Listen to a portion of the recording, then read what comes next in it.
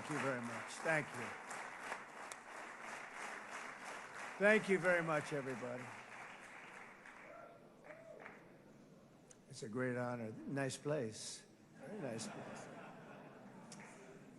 Mr. President, Mr. Prime Minister, Mr. Speaker, esteemed members of the Knesset and cherished citizens of Israel, we gather on a day of profound joy, of soaring hope, of renewed faith, and above all, a day to give our deepest thanks to the Almighty God of Abraham, Isaac, and Jacob.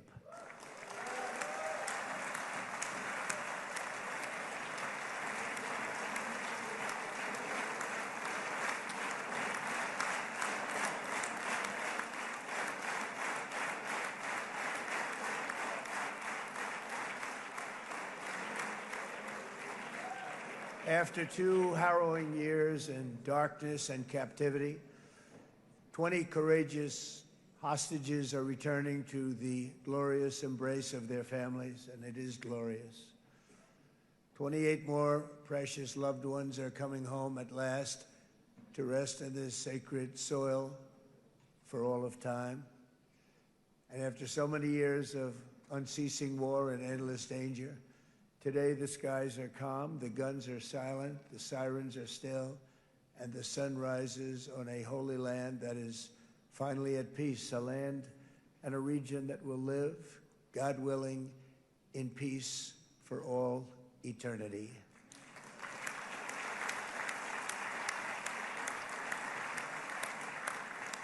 This is not only the end of a war, this is the end of an age of terror and death, and the beginning of the age of faith and hope and of God.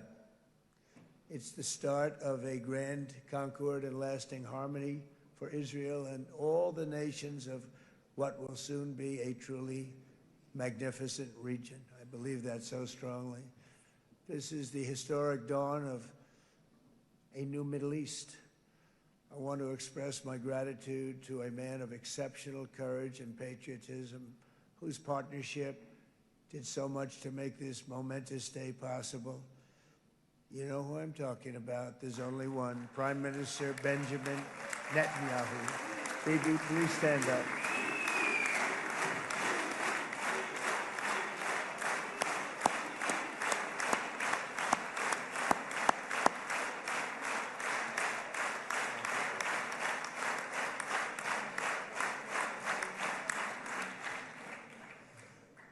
And he is not easy, I want to tell you.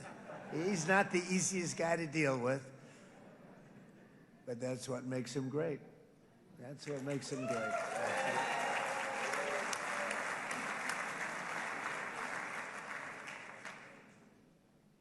Thank you very much, baby. Great job.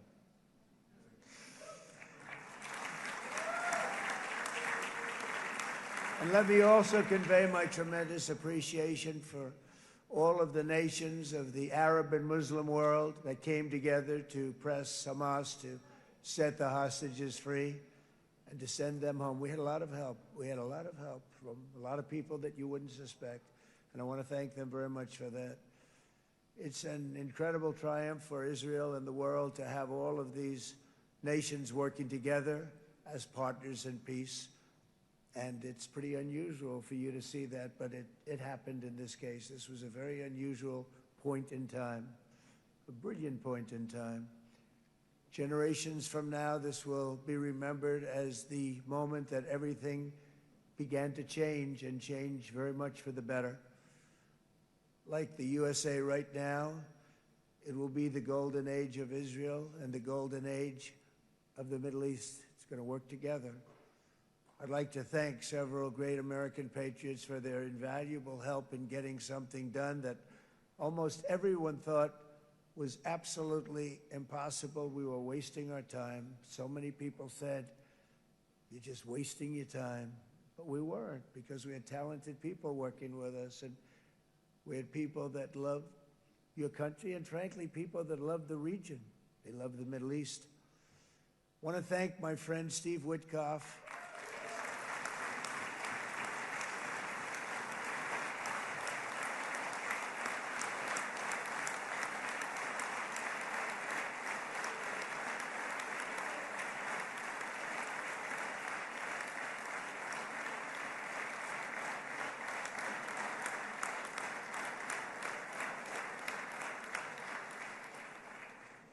You know, Steve was chosen by me. He never did this before, but I knew him as a few things. He was a great businessman, but I know a lot of great businessmen, to be honest with you. He had tremendous negotiating skills, but I know a lot of people that negotiate pretty well, although it is an art. But there are people that can negotiate pretty well. But most importantly with Steve, he's just a great guy. Everybody loved him. Everybody. I mean, I know some negotiators that are so good, but you wouldn't have had peace in the Middle East. Would be in World War III right now with some of these guys. Everybody loves Steve, and they respect him, and they somehow can relate to him. I've known him for many years, and I've seen it over and over again. להוציא את חבר הכנסת עודה, להוציא אותו מהאולם, להוציא אותו מיד, החוצה, החוצה. Please expel this Knesset member. Please expel this Knesset member. Please expel Knesset member Kasif out of the hall. Please expel him immediately.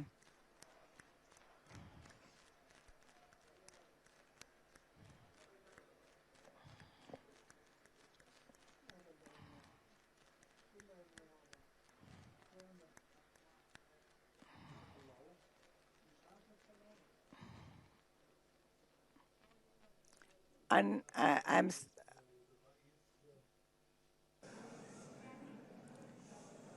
That was very efficient.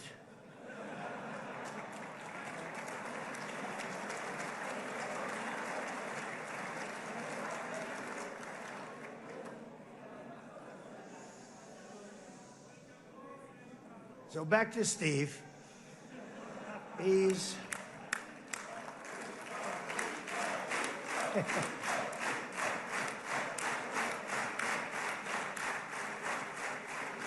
But I tell one story because he was so involved, and then we called in Jared. We need that brain on occasion. We got to get Jared in here. We got to get a certain group of people. But Steve started this all by himself. I call him Henry Kissinger, who doesn't leak, okay?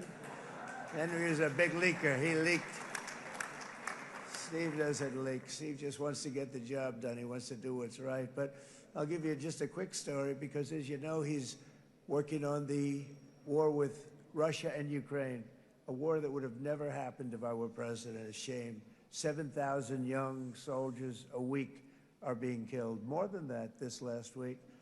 It's a shame that it never happened. But it did happen, and we won the race, and I took over this horrible war that's been raging, and I thought it would be easily settled. I thought it was a hell of a lot easier than doing what we just did very successfully with Israel and a lot of other people. But this came first, and we'll get that one. But I set up a meeting for him to meet with President Putin, thinking it would be a 15 or a 20-minute meeting. Steve had no idea about Russia, had no idea about Putin too much, didn't know too much about politics, wasn't that interested. He was really good at real estate, but he had that quality that I was looking for, and I didn't see it around in too many ways. And I set up the meeting with Putin, and I called. I said, is Steve finished yet? That was about a half an hour into the meeting. No, sir, he's not. He's still inside. This is in Moscow. I said, well, how's he doing? I don't know, sir. He's still inside. I called up an hour later. Let me speak to Steve. Sir, he's still with Putin. He's with President Putin. I said, wow, that's a long meeting, 1 hour. I called up an hour later, he was still with Putin. 3 hours later, he was still with Putin. 4 hours later, he started to get the word that he was going to be coming out soon. And in 5 hours, he came out. I said, what the hell were you talking about for 5 hours? And he says, just a lot of interesting things. We're talking about a lot of interesting things, including what he went in there for, but you can't talk about it for 5. You can talk about it for a certain period of time, and you know what you're getting. But that's a talent. That's a talent, where you can do that. Most people I'd send in, number one, they wouldn't be accepted. Number two, if they were, the meeting would last 5 minutes, and that's what happens with Steve. Everybody loves him. They love him on this side. They love him on the other side. and he really is. He's a great negotiator because he's a great guy. So thank you very much, Steve, very much.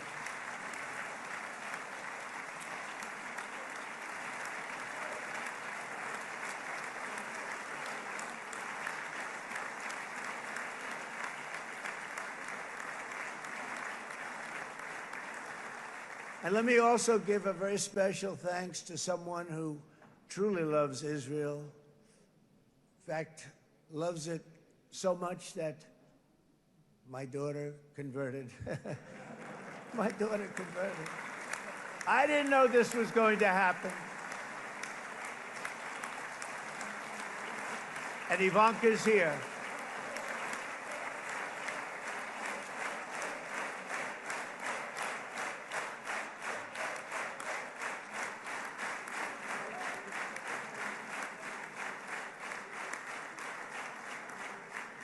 And Bibi, you do know this was not in the cards for me. You understand that.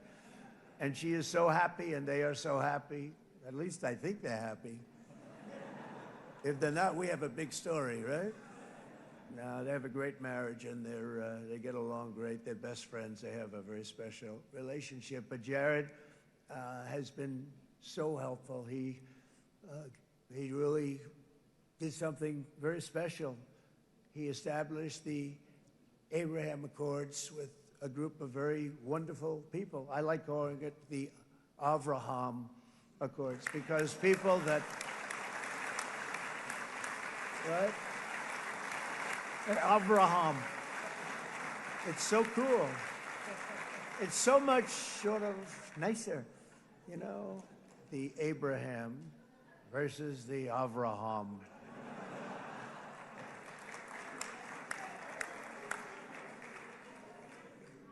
I just don't want to sound too sanctimonious when I do it, so, you know, I sort of split it up. This way we keep everybody happy. But we have some very great talent, and they have no excuses for anything that's taken place because we had some unbelievably good people working on this. And then you're going to add a man named Marco Rubio, who is also here. That's right.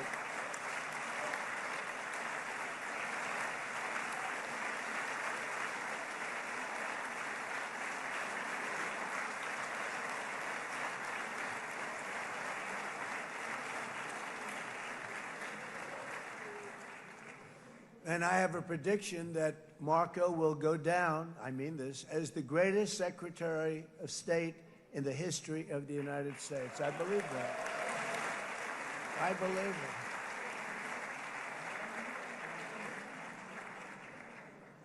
it. And he and I, you know, we really fought it out. You remember, he was tough. He was nasty.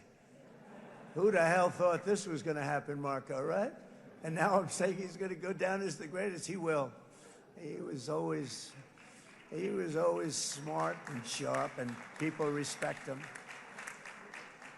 And then we have somebody who's young, but an unbelievable leader. I saw it a long time ago, and he's turned out to be even better than we thought. Right, Susie? I think even better.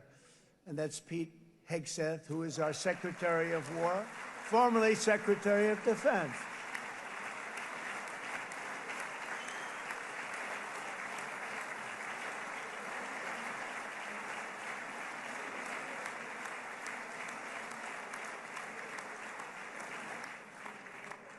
And as you know, we decisively won World War I.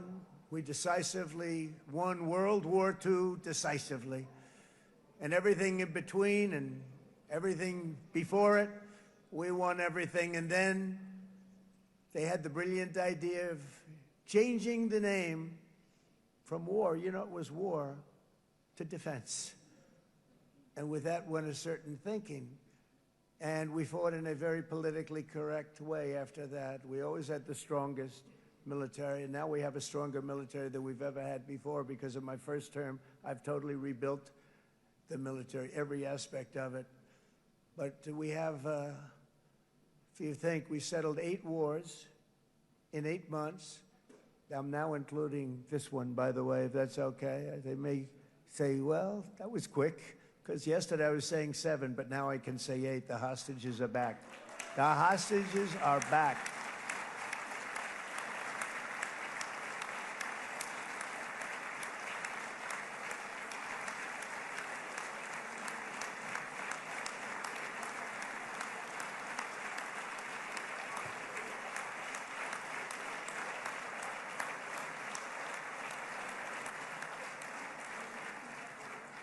It is a good feeling. Isn't that nice to say? You know, I just said the hostage. First time I said the hostages are back. It feels so good to say it. But when you settle 8 wars in 8 months, that means you don't like war. Everyone thought I was going to be brutal. In fact, I remember Hillary Clinton during a debate, she said, look at him, he's going to go to war with everybody. And actually, she said, he's got a personality that's all about war. No, and my personality actually is all about stopping wars, and it seems to work. Seems to work. But it also means this name change in our attitude that we're not going to go into a war, but if we do, we're going to win that war like nobody has ever won a war before. We will not be politically correct, but we're not going to be there. And I think, you know, as you mentioned, Bibi, before, peace through strength, and that's what it's all about. The United States has the greatest and most powerful military in the, right now, history of the world. I can tell you we have weapons that nobody's ever dreamt of. I only hope we never have to use them. I rebuilt the military. I was proud to do it, but some of the things I hated to do. I hated certain of the weapons because the level of power is so enormous. It's so dangerous, so bad. But we have to do what we have to do. We make the best weapons in the world, and we've got a lot of them. And we've given a lot to Israel, frankly. And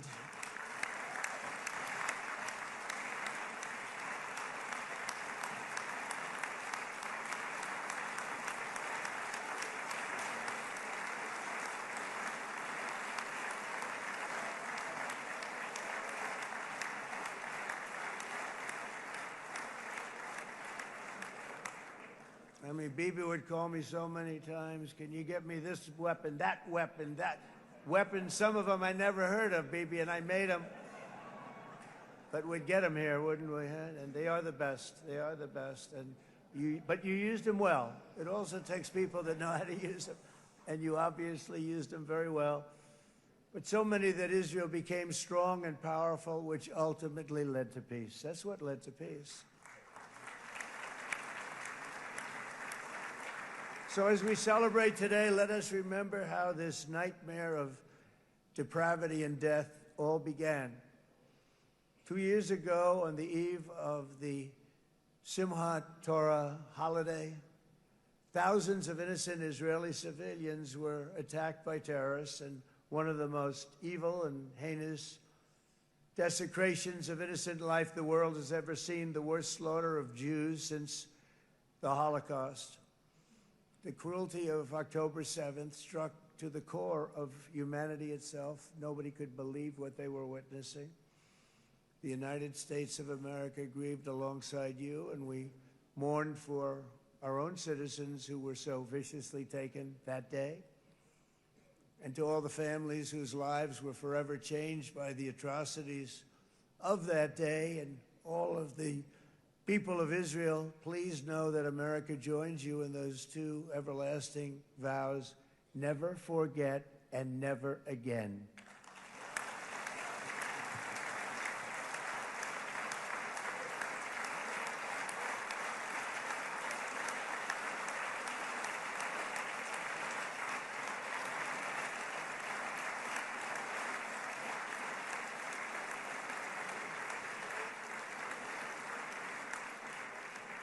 From October 7th until this week, Israel has been a nation at war, enduring burdens that only a proud and faithful people could withstand.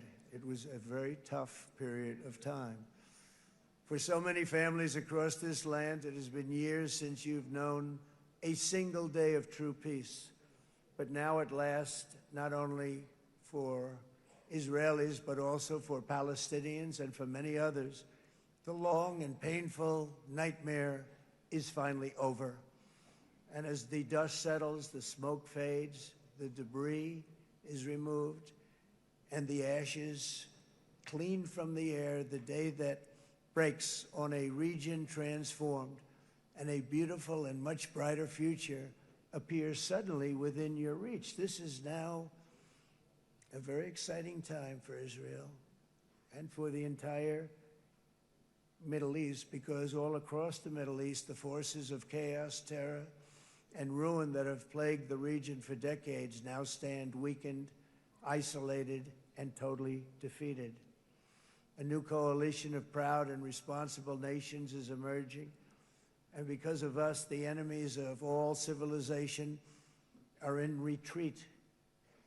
Thanks to the bravery and incredible skill of the Israeli Defense Forces in Operation Rising Lion,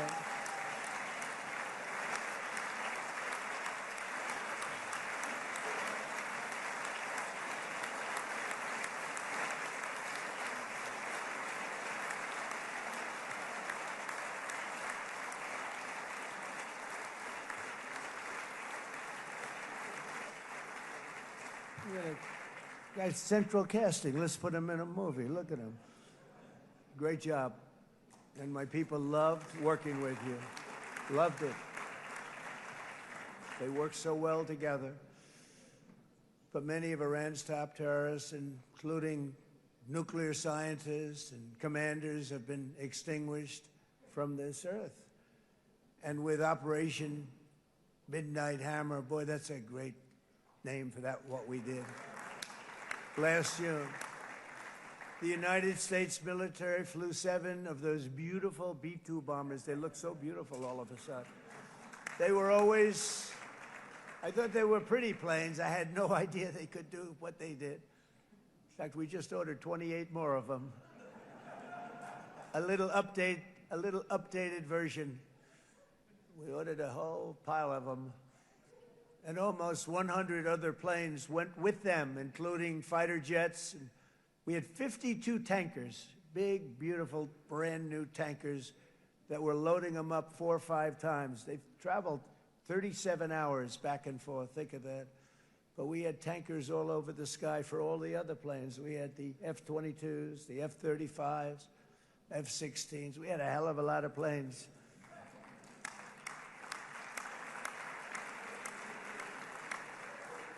So we had 52 gas stations in the sky. That's what they call them. I'll tell you, I wouldn't want to be flying one of them. We have our great General Raisin Cain right here. General, stand up. This guy, what a general. Thank you.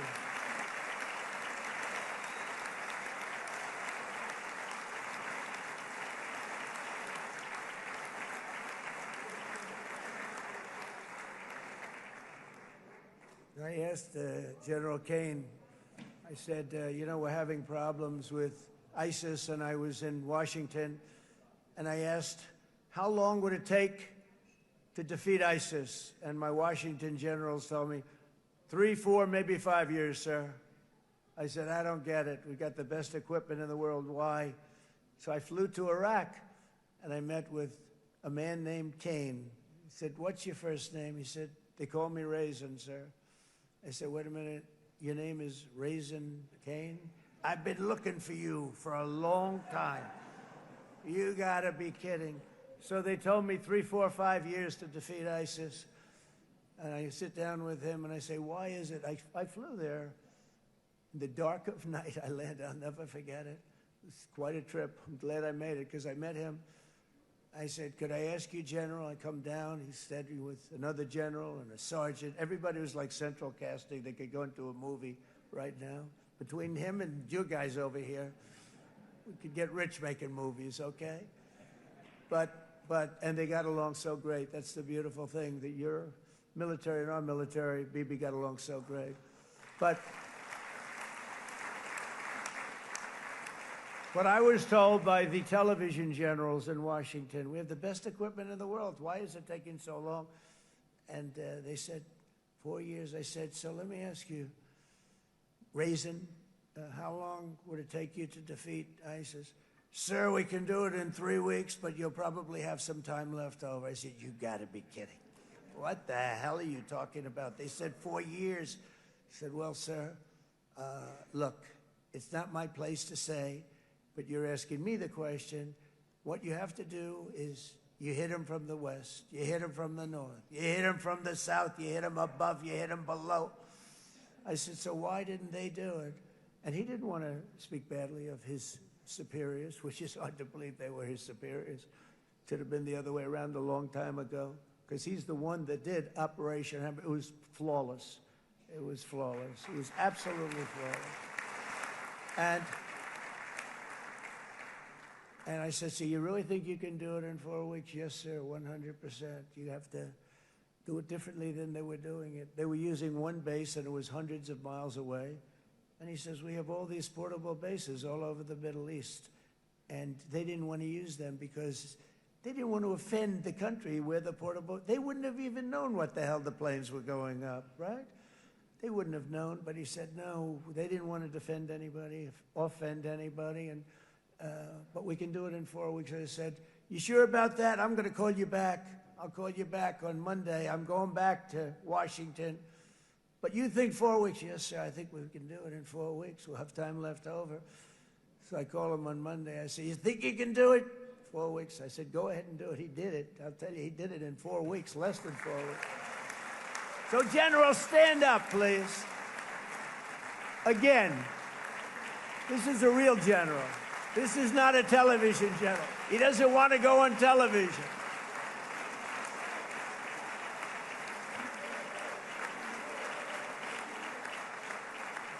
He doesn't want to go on television. I said the other guys love being on television. So we dropped 14 bombs on Iran's key nuclear facilities, totally, as I said originally, obliterating them. And that's been confirmed, and everybody understands it. Together we stopped the #1 state sponsor of terror from obtaining the world's most dangerous weapons. And if you think about it, if we didn't do that, and assuming we made the same deal that we have today, there'd be a dark cloud over this deal. And #1, it wouldn't happen because the other Arab and Muslim nations really wouldn't feel comfortable making the deal that we have now, right? If Iran had that nuclear weapon that they were about 2 months away from having. They would have had it in 2 months or maybe less than that. They were right at, this was our last shot. They looked at it for 22 years. This was our last shot. The pilots told me that. They said, 22 years, sir. They looked at it.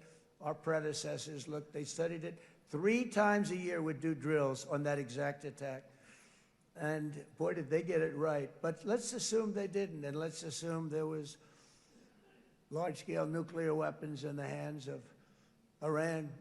We couldn't be here today. Even if we signed the deal, which we couldn't do because a lot of people would not want to have anything to do with it, we took a big cloud off of the Middle East and off of Israel.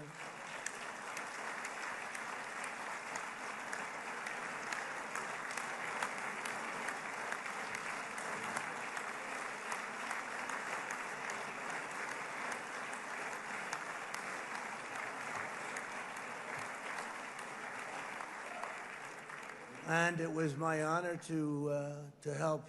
But isn't it true, though, that can you imagine the same, let's assume, Bibi, the same documents, we had everything the same, but you had somebody out there that was, in the opinion of everybody, all-powerful in the Middle East. They took a big hit, didn't they? Didn't they take a big hit? Boy, oh boy. They got it from one side, from the other. And you know it would be great if we could make a peace deal with them, and I think that's maybe, would you be happy with that? Wouldn't it be nice, I think? Because I think they want to. I think they're tired. Somebody said, sir, they're starting their nuclear program again. I said, let me tell you something. They're not starting anything. They want to survive. The last thing they want to do is start digging holes again in mountains that just got blown up and start.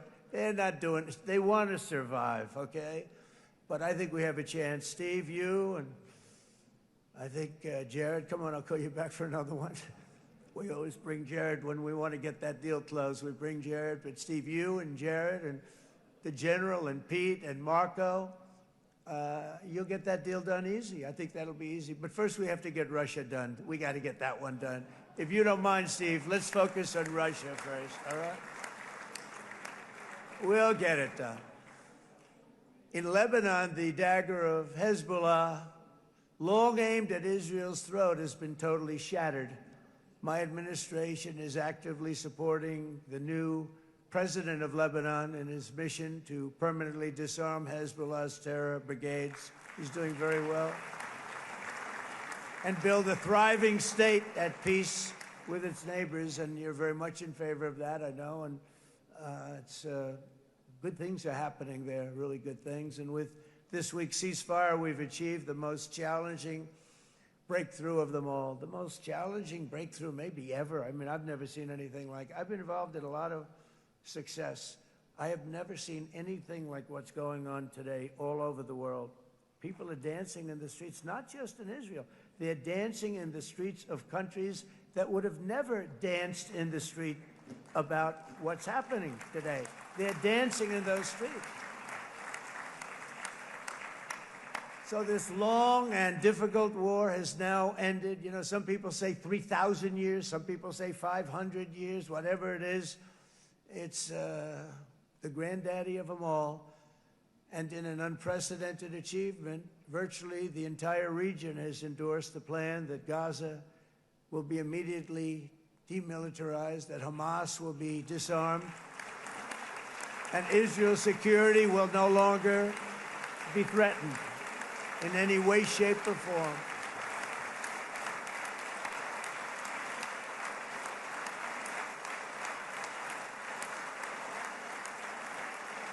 So Israel, with our help, has won all that they can by force of arms. You've won.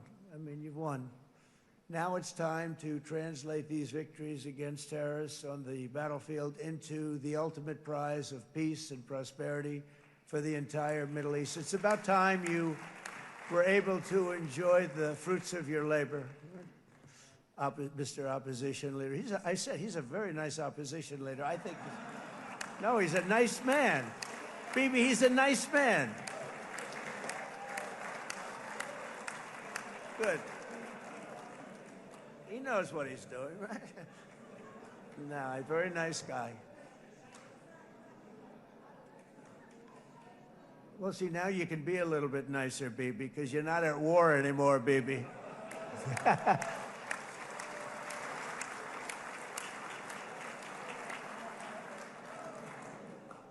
But only by embracing the opportunities of this moment can we achieve our goal of ensuring that the horrors of recent years will never happen again. You don't want to have to go through this again. 8 years ago, I came to this region on a very special first trip abroad as the President of the United States. I came here very early at your request. I addressed the leaders of the Arab and Muslim world gathered in Saudi Arabia and said that it was time to build a future free of the grip of extremism and terror. And interestingly, right now, as soon as I'm finished, I'm quite late. You've kept me quite late between opposition leaders and Bibi's brilliant but very long speech. I thought I was going to run up here, make a speech, and then head to Egypt. It didn't work out, though. And you made a pretty long one, too, Sarah.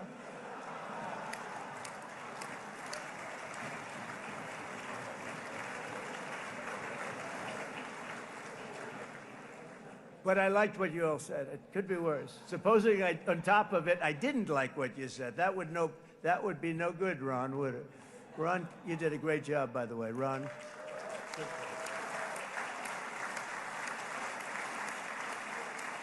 Yeah.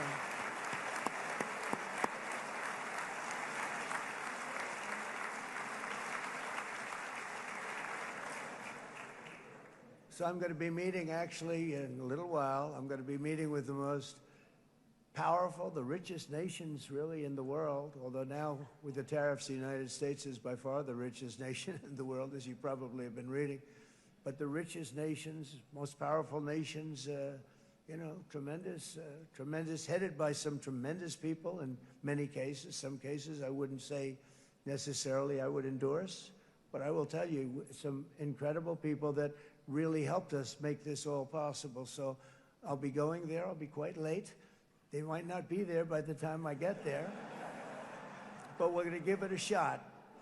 But the journey we started back then led to the crushing defeat of the ISIS caliphate, to the monumental Abraham Accords, and ultimately to the historic ceasefire this week, in which many of those same nations really played a very pivotal role, I have to tell you. Steve will tell you that. Jared will tell you that.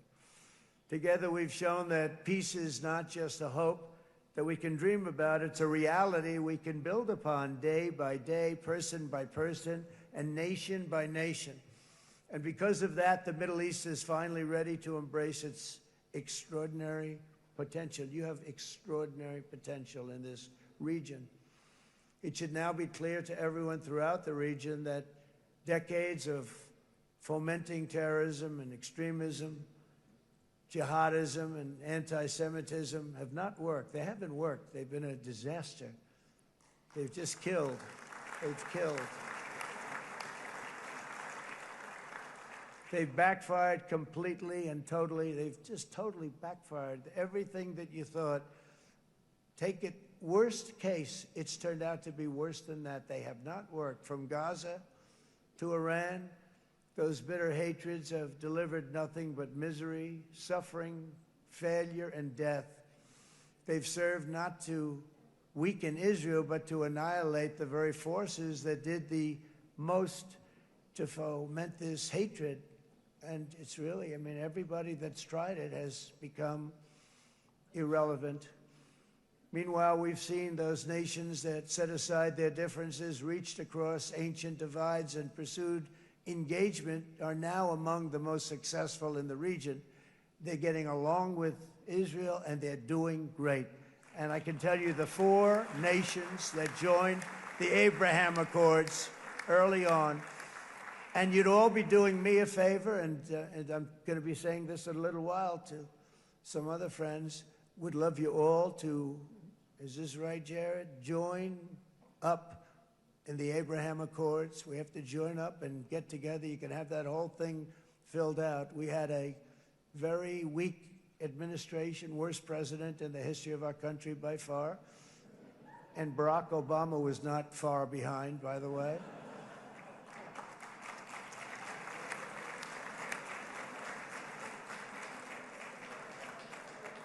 And they did nothing with this incredible document, the Abraham Accords, but now you can fill them up. Now you have peace, you have people that really like Israel, I'll tell you what, and they like Israel a lot more today than they did even 5 weeks ago. You've made a lot of, you've come back strong, because it was getting to be a little nasty out there in the world, and ultimately the world wins. You can't beat the world. Or I would say to Bibi, it's now time. And he understood it better than anybody, because ultimately, you know, the world's a very big place. And I've said a lot. I said, this piece of land is very small. It's unbelievable what you've done with that tiny, you look at a map even of just, not the world, the Middle East, and you have this little dot. And think of what you've done. It's incredible. It's incredible.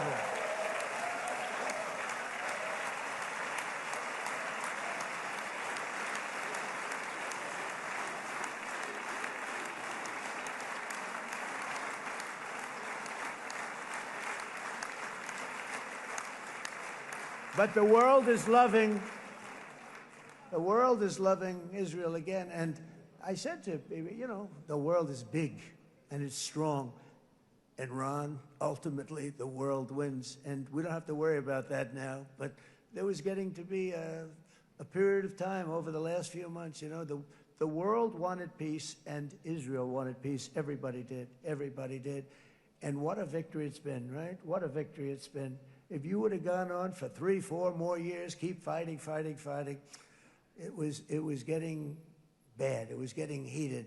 The timing of this is brilliant. And I said, Bibi, you're going to be remembered for this far more than if you kept this thing going, kill.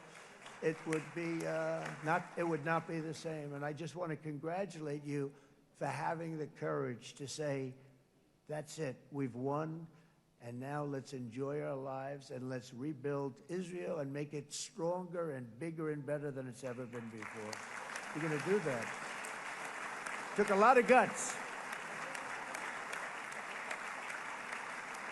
And the choice for Palestinians could not be more clear. This is their chance to turn forever from the path of terror and violence. It's been extreme, to exile the wicked forces of hate that are in their midst. And I think that's going to happen. I've met some people over the last couple of months that want to see it happen very much. And after tremendous pain and death and hardship, now is the time to concentrate on building their people up instead of trying to tear Israel down. We don't want that to happen again. And the total focus of Gazans must be on restoring the fundamentals of stability, safety, dignity, and economic development so they can finally have the better life that their children really do deserve after all these decades of horror. I intend to be a partner in this effort in the sense that we're going to help and we're going to do something that became unbelievably popular. Everybody wants to be on it. It's called the Board of Peace, okay? How about that? Is that a beautiful name? Like a board of peace.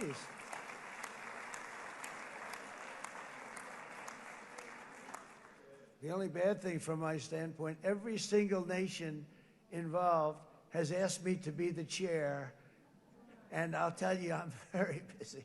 I didn't count on that, but you know what? If we do it, we'll do it right. And we have unbelievable power and wealth, because you're going to need wealth. You're going to need wealth to rebuild things, and they have wealth like few people have wealth. I want to thank the Arab and Muslim nations for their commitment that they've made to support a safe rebuilding of Gaza and beyond. I have many Arab countries, very wealthy countries, that came up and said, we'll put up tremendous amounts of money to get rebuilt, to rebuild Gaza. And I think that's going to happen. The power, they want dignity, they want to come forward, and they want to say, and I want to say who they are, because what they're doing is going to be, I think, something that you're going to be very impressed with, Bibi. And you need that. You need the kind of economic power that they have, and they want to see it work.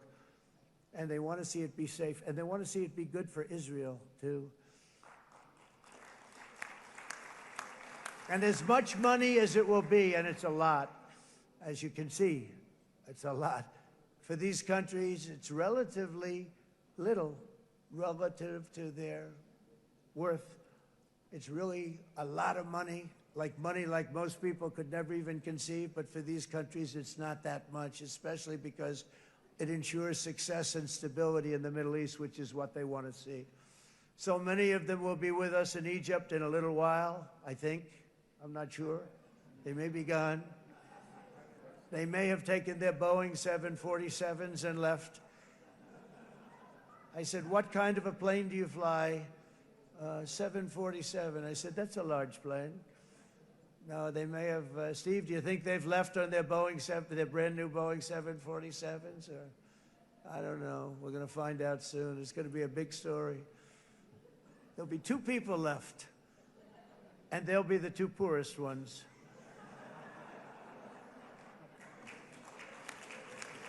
But it will be the wealthiest and most powerful group of nations. So the group that we have assembled, that's waiting for us, is the wealthiest and most powerful group ever assembled at one time. There has never been a group like this. And they're only looking for good. They want good. They're going to do good. And as those commitments are made, I'm going to let the world know who's doing it, because they really deserve to get the credit. And some of them probably won't want the credit, but they deserve it. It's more obvious than ever that the productive and responsible nations of this region should not be enemies or adversaries. You should be partners and eventually even friends, and that's what's going to happen. I know it. Together you can stand against the forces of chaos. Yeah, you go ahead. That's an important point.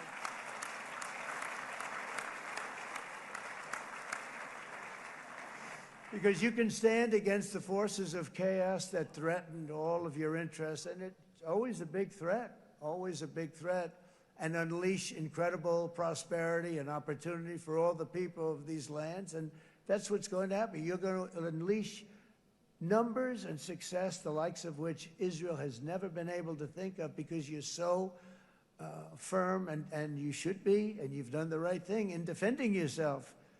You're not going to have to worry so much about it. You've won, and now you can build, and you can do things that you never even thought possible. When you put that genius into doing something else, it's going to be something it's going to be a miracle. The miracle in the desert, it's going to be amazing. And it already is in a true sense.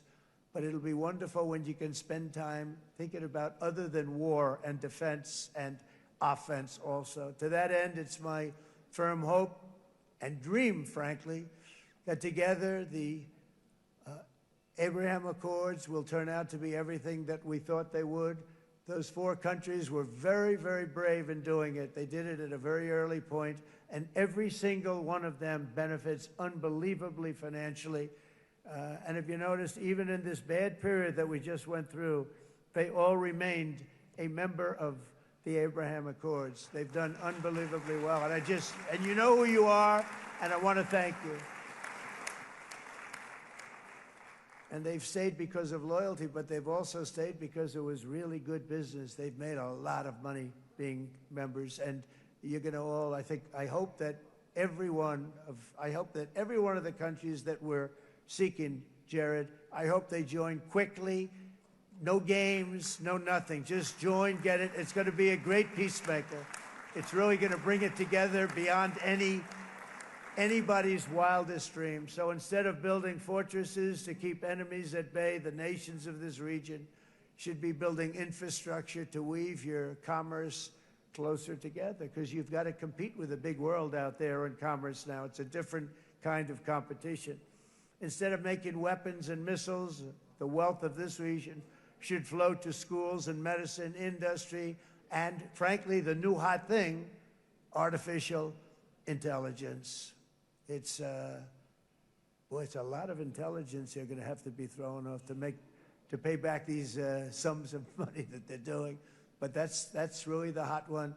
And I might say that the United States, a year ago, was a dead country. I say it to people. I heard it first from the King of Saudi Arabia. I then heard it from UAE. I heard it from Qatar. I heard it from many other countries. A year ago, the United States of America was a dead country. Now it's the hottest country anywhere in the world. It is the hottest. There's no question about it.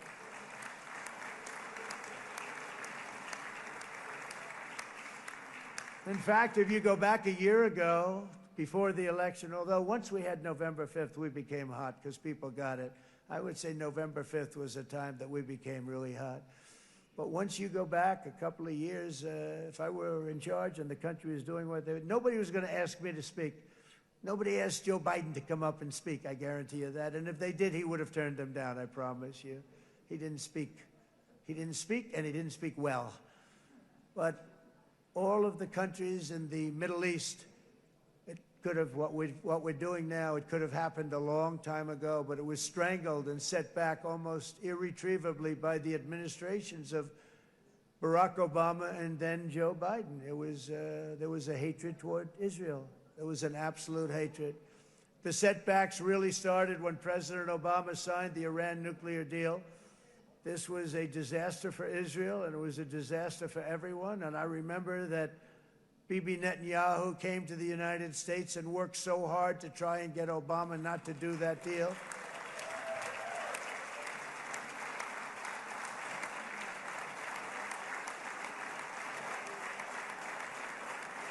He worked so hard. But it was like talking to a wall. I remember him telling me it was like talking to a wall. They wanted to go with Iran. They chose Iran, frankly, over a lot of other good nations, but specifically Israel. And that was the beginning of a very bad period of time. You had Obama go out, and the Iran nuclear deal turned out to be a disaster. And by the way, I terminated the Iran nuclear deal, and I was very proud to do it.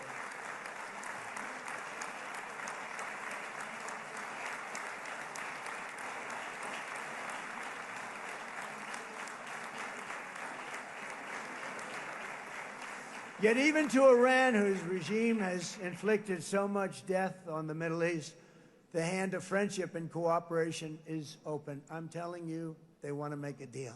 That's all I do in my life. I make deals. I'm good at it. I've always been good at it. And I know when they want.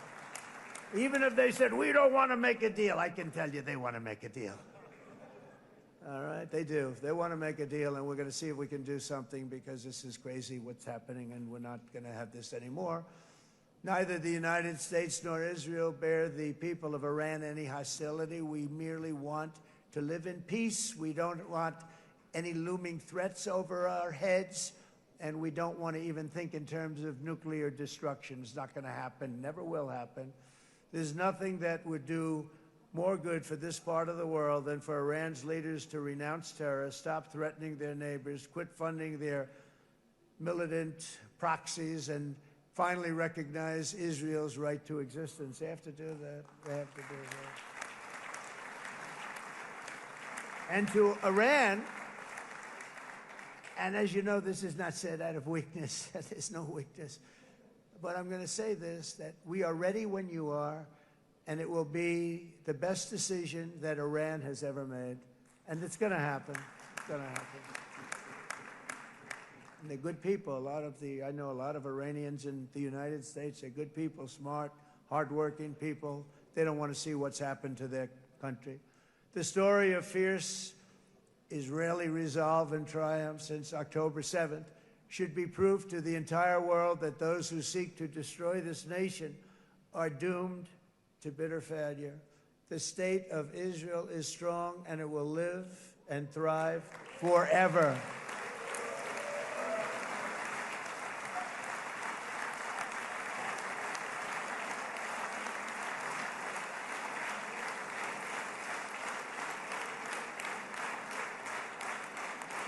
And that is why Israel will always remain a vital ally of the United States of America. Israelis share our values, field one of the world's most powerful militaries. You really do. You have an amazing, what a job you've done. And have one of the most innovative economies on earth. Those are just a few of the reasons why I'm proud to be the best friend that Israel has ever had. And they all say it in the White House. They all say it. I guess it's true because everybody says it, baby. You said it today. Thank you. But as president, I terminated the disastrous Iran nuclear deal, and ultimately I terminated Iran's nuclear program with things called B-2 bombers. It was swift, and it was accurate, and it was a military beauty.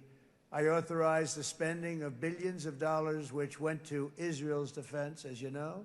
And after years of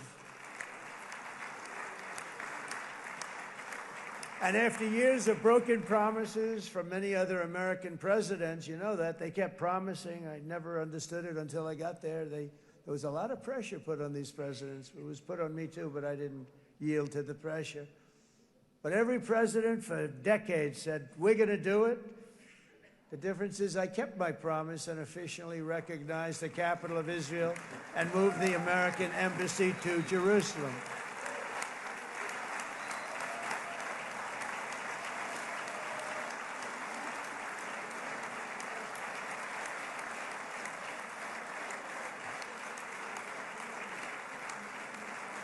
Isn't that right, Miriam? Look at Miriam. She's back there. Stand up, Miriam. Stand up.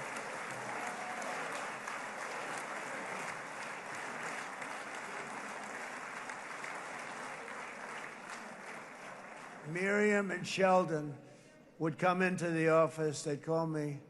He'd call me. I think they had more trips to the White House than anybody else I can think of. Look at her sitting there so innocently. She's got $60 billion in the bank. $60 billion. And I think she's saying no more. And she loves Israel, but she loves it, and they would come in, and her husband was a very aggressive man, but I loved him. He was a very aggressive, very supportive of me. And he'd call up, can I come over and see you? I say, Sheldon, I'm the president of the United States. It doesn't work that way. He'd come in, we would do. But they were very responsible for so much, including getting me thinking about Golan Heights, which is probably one of the greatest things to ever happen to Israel.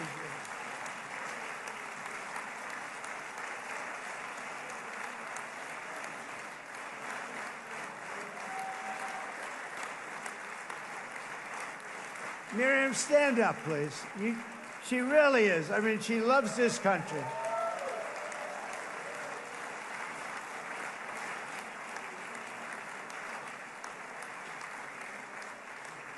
She loves this country. Her and her husband are so incredible. We miss him so dearly.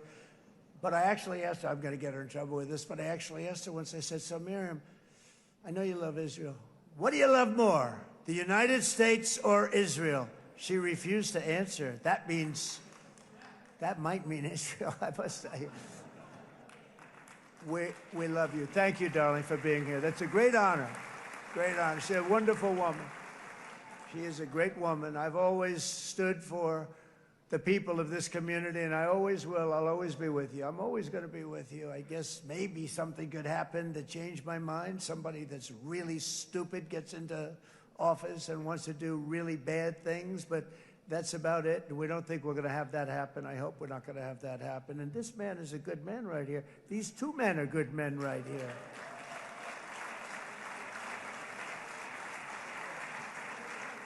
Hey, I have an idea. Mr. President, why don't you give him a pardon? Give him a pardon. Come on.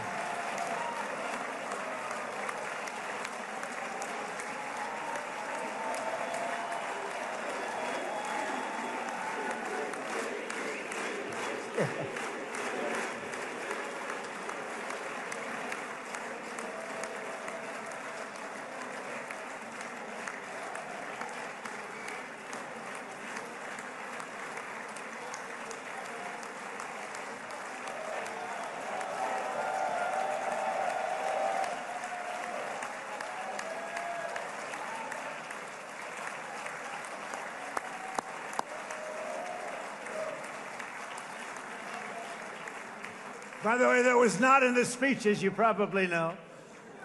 But I happen to like this gentleman right over here, and it just seems to make so much sense. You know, whether we like it or not, this has been one of the greatest wartime presidents. This has been one of the greatest wartime presidents.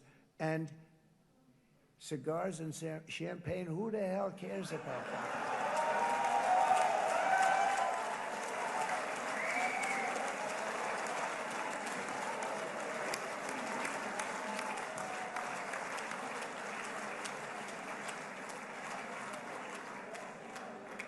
All right, enough controversy for the day, right? Actually, I don't think it's very controversial. So, you know, I mean, I see so popular. You are a very popular man. You know why? Because you know how to win.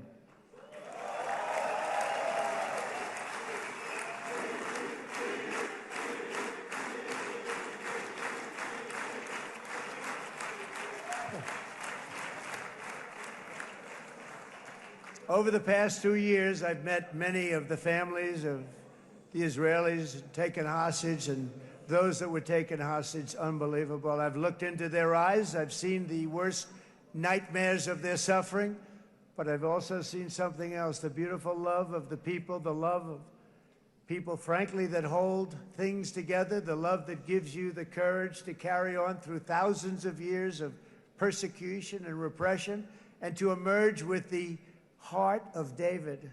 It's the heart of David. It's that love that's defeated the enemies of civilization, built this incredible country and this unbelievable economy, and forged one of the great democracies of the world. That is why it's a true honor to stand here today and address this assembly in your ancient and eternal now capital, Jerusalem. I'm proud to have helped in that regard. This city and this nation stand as living proof that a much brighter future for this entire region is truly within our grasp. For thousands of years, Jerusalem has been a home to Christians, Jews, Muslims, and people of all ethnicities and creeds. This is the holy center of the world's three great Abrahamic faiths, I like that too. Adorned, it's the first time I've seen that word in a while. Adorned with their sacred sites and alive with their pilgrims and visitors from every corner of the globe. But here between the Western Wall, the Temple Mount, and the hill called Calvary, people of every faith and background live, work, pray, serve, and raise their families side by side, and they do it with love. This example is just one of the modern miracles that Israel has given to the world. And just in closing, the leaders in this chamber know better than anyone else the challenges of this harmony, and it's been easily won. No, it hasn't. It has not been. It's been so tough, but it has been, some say, a miracle. What you've done is a miracle. Look at your size. Look at your chances when it all started. And you know, if you think about it, you are safer today, stronger today, and more respected today than at any time in the history of Israel. Think of it. People used to say it wouldn't exist. They don't say that anymore, do they? Yet if safety, security, and coexistence can thrive here in the winding alleys and ancient paths of Jerusalem, then surely peace and respect can flourish among the nations of the broader Middle East. The God who once dwelled among his people in this city still calls us, in the words of Scripture, the turn from evil and do good, to seek peace and pursue it. So he still whispers truth into the hills and knolls and valleys of his magnificent creation, and he still writes hope into the hearts of his children all over the world. And that is why even after 3,000 years of pain and conflict, the people of Israel have never given up from the threats of Zionism, from all sorts of threats. You want the promise of Zion. You want the promise of success and hope and love and God. And the people of America have never lost faith in the promise of a great and blessed future for all of us. From the very first day that modern Israel was founded, we have stood together through thick and thin of setbacks, and through victory and defeat, through glory and heartache. We have built industries together. We have made discoveries together. We have confronted evil together, and we have waged war together, and perhaps most beautifully of all, we have made peace together. And this week, against all odds, we have done the impossible and brought our hostages home.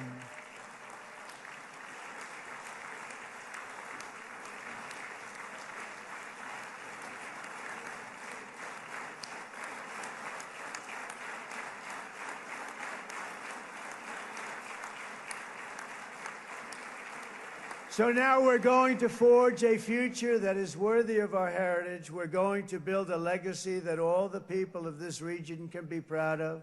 New bonds of friendship, cooperation, and commerce will join Tel Aviv to Dubai, Haifa to Beirut, Jerusalem to Damascus, and from Israel to Egypt, from Saudi Arabia to Qatar, from India to Pakistan, from Indonesia to Iraq, from Syria to Bahrain, Turkey to Jordan, the United Arab Emirates to Oman, and Armenia to Azerbaijan, another war that I just settled.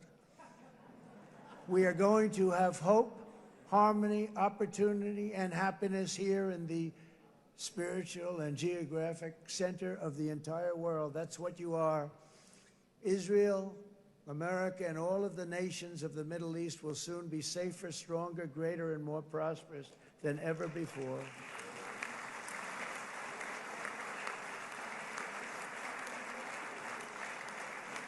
And I want to thank you all once again for this exceptional honor. This has been truly an honor. It's seldom that a president is invited to do this. And I love Israel. I'm with you all the way. You will be bigger, better, stronger, and more loving than ever before. Thank you very much. God bless you. God bless the United States of America, and God bless the Middle East. Thank you, everybody. Good luck. Thank you very much. Thank you.